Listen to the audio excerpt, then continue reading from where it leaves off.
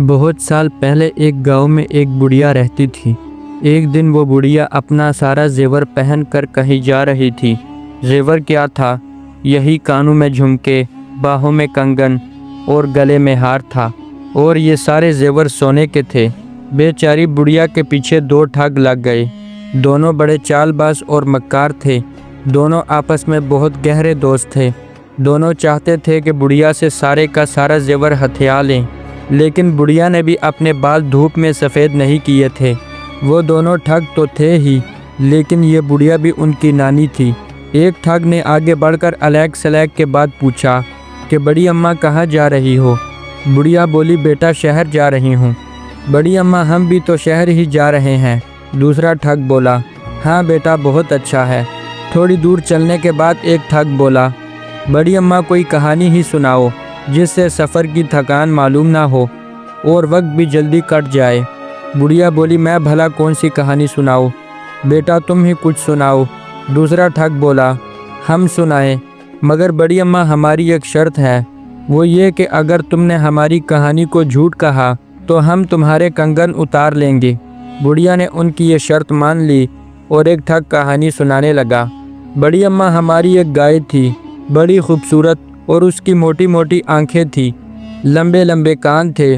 دودھ اتنا دیتی کہ ہم دوتے دوتے تھک جاتے، لیکن دودھ پھر بھی ختم نہ ہوتا تھا۔ اس میں خاص بات یہ تھی کہ اگر ہم اس کے داہنے سنگ پر بیٹھ جاتے تو مغرب میں پہنچ جاتے، اور جب بائیں پر بیٹھتے تو مشرق میں آ جاتے۔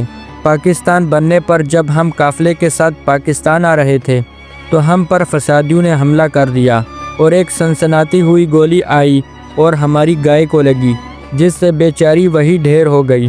بڑھیا نے کہا بڑا افسوس ہوا۔ بڑی اماں اب تم کچھ سناؤ۔ ٹھگ نے تیر نشانے پر نہ لگتے دیکھ کر کہا۔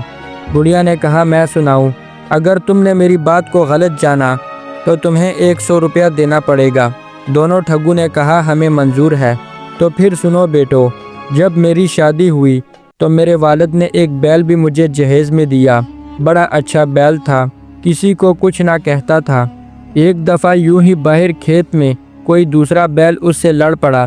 ایسا لڑا کہ ہمارے بیل کے ماتھے پر اچھا خاصا زخم ہو گیا۔ ہم نے بہت علاج کرائے، لیکن زخم نہ بھر سکا۔ کرنا خدا کا یوں ہوا کہ بنولے کا دانہ اس کے زخم میں کہیں سے گر گیا۔ ہوتے ہوتے وہ اچھا خاصا پودا بن گیا۔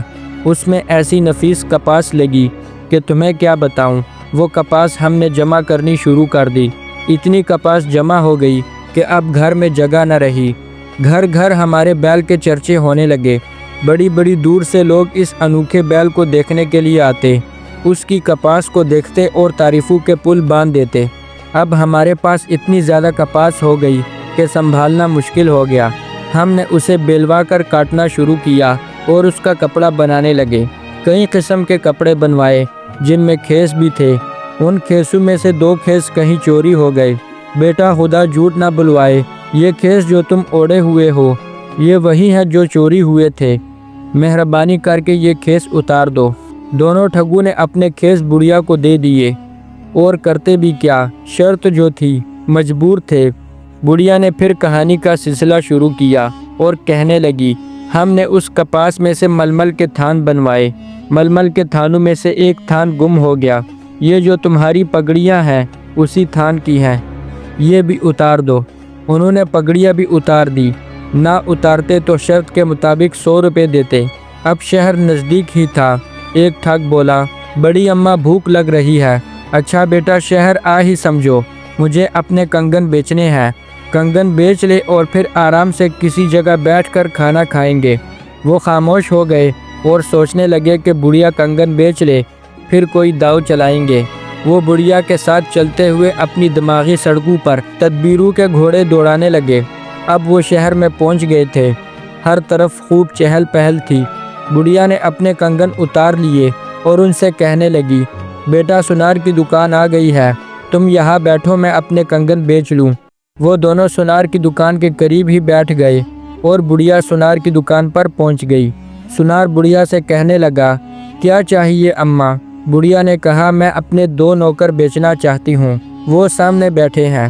سنار نے کہا نوکروں کی تو ہمیں بہت ضرورت ہے، بولو اماں کیا قیمت ہے ان دونوں کی؟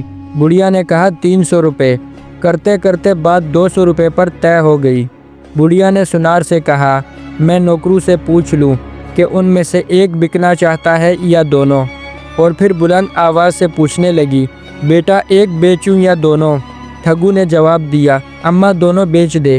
ان ٹھگو نے سمجھا کہ بڑھیا کنگن کی بات کر رہی ہے۔ بڑھیا نے 200 روپے میں دونوں ٹھگو کو سنار کے ہاتھ بیچ دیا اور ان کے پاس آ کر کہنے لگی بیٹا تم یہی بیٹھو، میں تمہارے لیے کھانا لے کر آتی ہوں۔ دونوں ٹھگو نے بڑھیا سے کہا کچھ مٹھائی بھی لیتی یا نا اماں؟ اور بڑھیا اچھی بات کہہ کر وہاں سے 9 2 11 ہو گئی۔ تھوڑی دیر بعد سنار نے دونوں ٹھگو کو بلایا اور دریا جھاڑنے کا حکم دیا تو ان کو حقیقت معلوم ہوئی کہ بڑھیا نے انہیں بیچ دیا، اور انہوں نے کہا ارے وہ تو ہماری بھی نانی نکلی، اور وہ دونوں سنار کے غلام بن گئے، ان کے ساتھ کام کرنے لگے۔